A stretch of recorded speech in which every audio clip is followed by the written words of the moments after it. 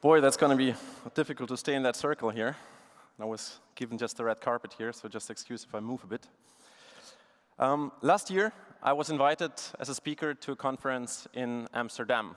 It was a crowd for young founders, and the whole conference was about scaling, growth hacking, leadership, and so on.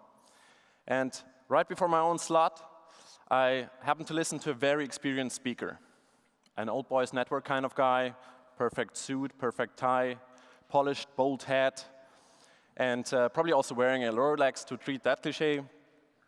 And he was telling an anecdote how he motivates people, and he was consulting corporates for 20 years or something. So he said, once a sales team is behind the numbers, I came in with a live pig in a cage. I put it down on the table and said, well, we're behind our numbers, but if we manage them today, we'll have this pig for dinner. You could have imagined the faces of the young founders. Mostly Generation Y, half of them vegetarians or vegans.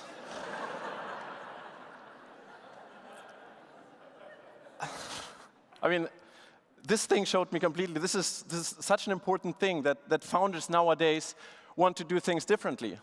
And also that consumers apparently have changed their thinking a bit.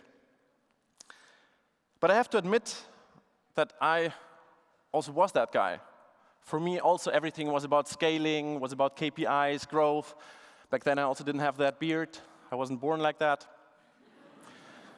And I actually went into the early startup scene right after the first bubble, after we've survived that. And I started in a startup as a COO. And it was led by 5 entrepreneurs fresh out of university. They got a hell lot of money from VCs, and they scaled the company from 0 to 100 employees within half a year. And that was exactly the kind of world I wanted to be in. Dynamic, crazy, people are handing out money to young people, they can really build crazy stuff. And I continued in that whole startup ecosystem, which we all know from Berlin, for another 5 years. And especially building also companies with Rocket Internet, with Team Europe. And it was actually a rat race for chasing unicorns. So for those of you who don't know it from the tech world, a unicorn in the tech world is a company worth more than $1 billion. So everyone from Silicon Valley to Berlin is actually just chasing that unicorn, wants to be part of the unicorn club. But somehow, it didn't make me happy. I don't know what's wrong. It didn't satisfy me, and somehow I was missing the bigger purpose. So I did what Generation Y usually does, much earlier than everyone else, like all the CEOs stepping down. We do that at the age of 30 already.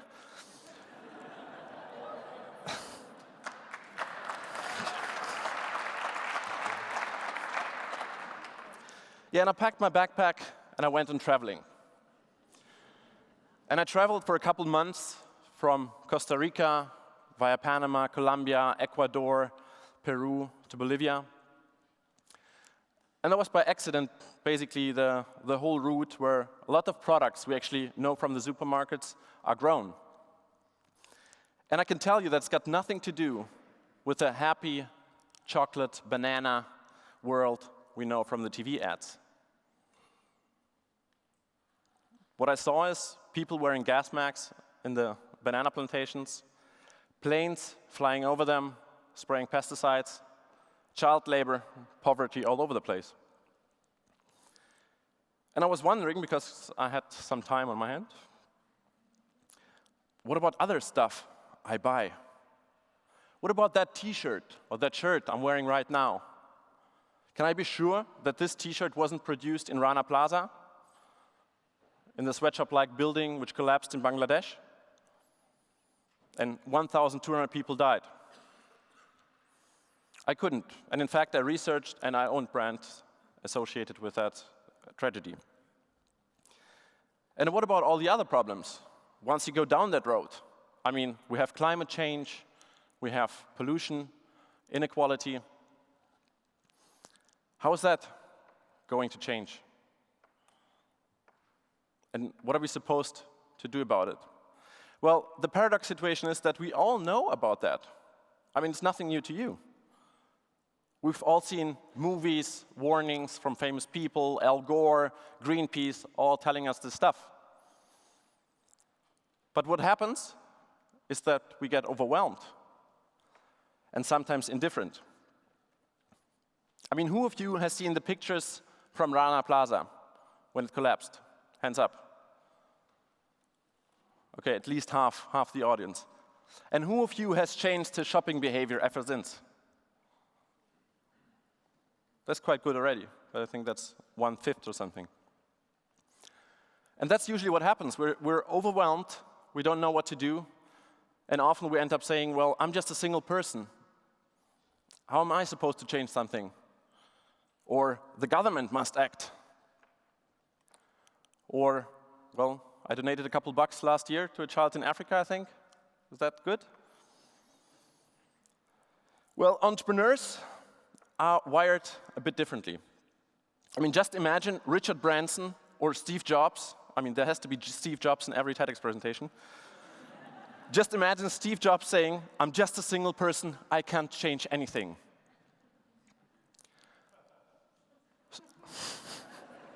That's funny, huh? So, boosted with my entrepreneur's ego, I said, well, you have to change something. Once you're back from your world trip, you're an entrepreneur, you're going to start a company.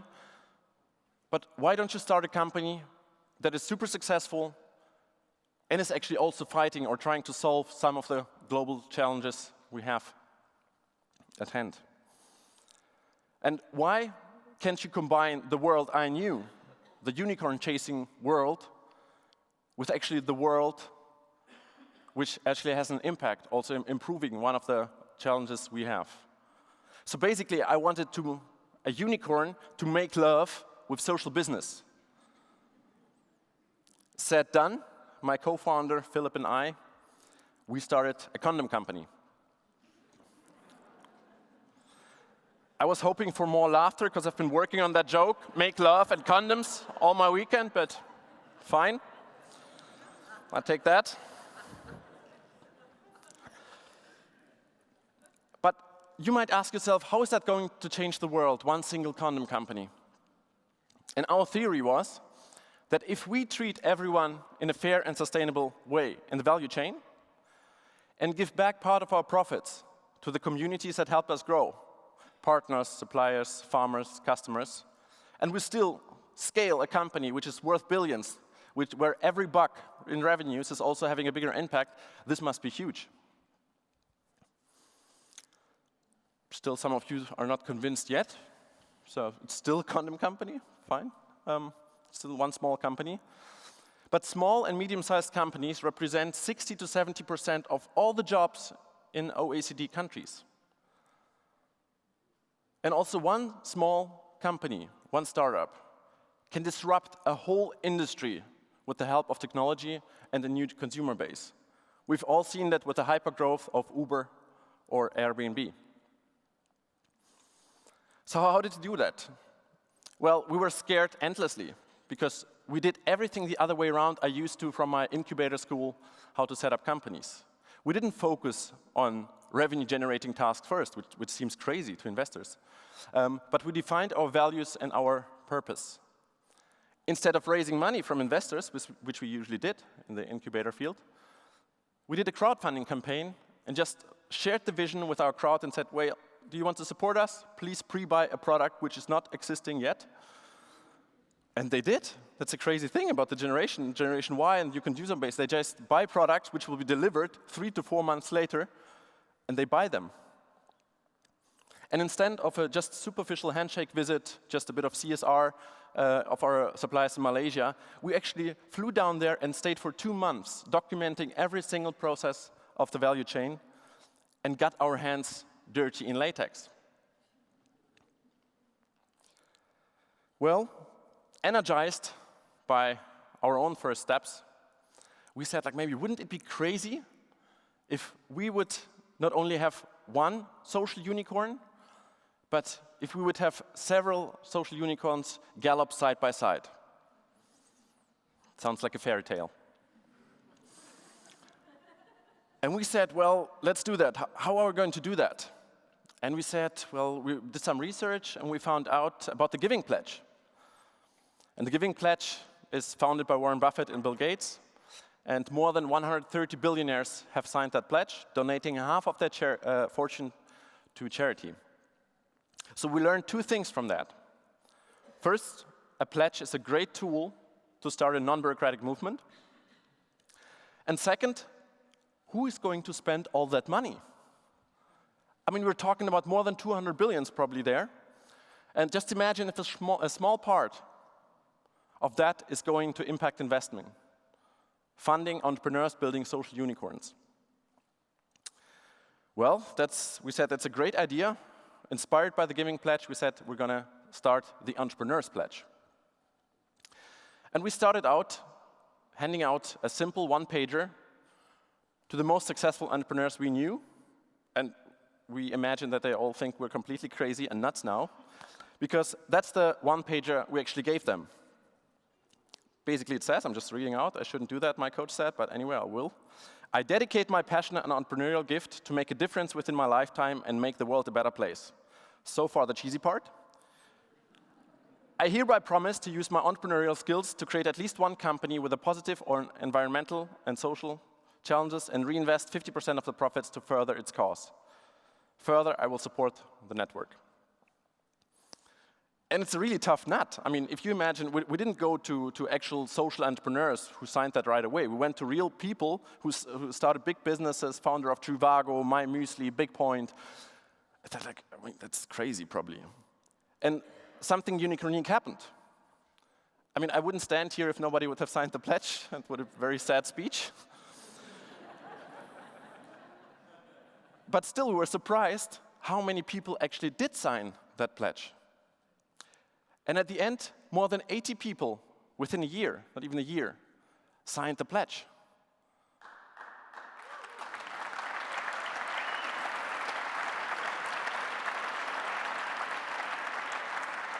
Thank you. So probably you either think now, well, that's a weird tree-hugging activist here with a funny beard who's shown us a really cute baby pig in the beginning. Or, finally, somebody is going to save the world. Well, I can't release you just yet. Of course, it needs a new breed of entrepreneurs building social unicorns. And we've done the first step with the Entrepreneurs Pledge to bundle our strengths. But we also need every one of you as consumers. Because whenever you spend money, you vote for a world you want to live in. And if you support these kind of entrepreneurs by buying their product, you not only help them grow their revenues, but also their impact. And just in case there's any billionaire or philanthropist sitting in the stage, please fund some of the money at least, fund social or entrepreneurs that are building social unicorns. Only a small share should go into impact investing. I know impact investing is growing, but it's by far not enough. Building a unicorn needs a lot of money, social unicorn as well. Let's make the economy part of the solution, not the problem. Thank you.